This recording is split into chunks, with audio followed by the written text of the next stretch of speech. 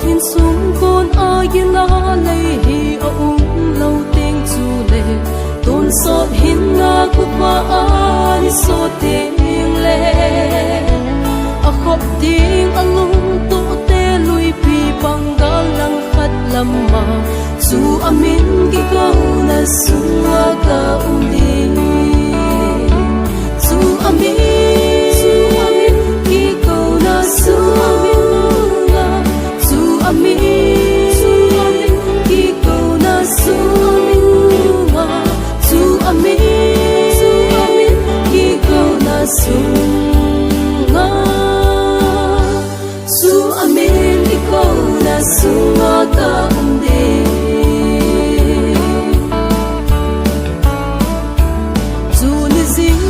ba hoya Kristan mit hi atho so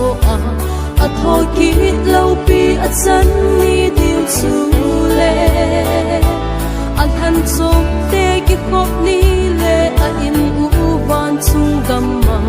chu amin ki ko na sunga ka undi chu amin ki ko na sunga chu amin sunga su amin ki ko na sunga su amin ki ko na sunga ka undi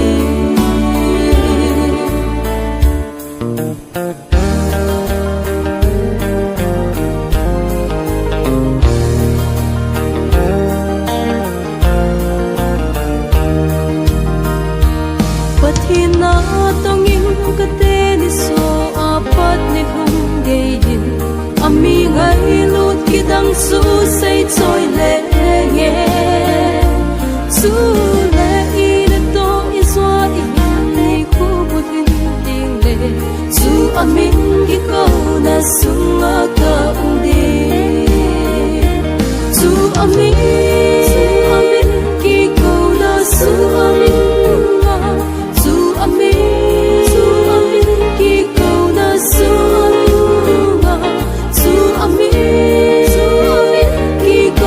sunga su amin ki ko na sunga ka undi su amin ki ko na sunga su amin ki ko na sunga su amin ki ko na sunga su amin ki ko na sunga ka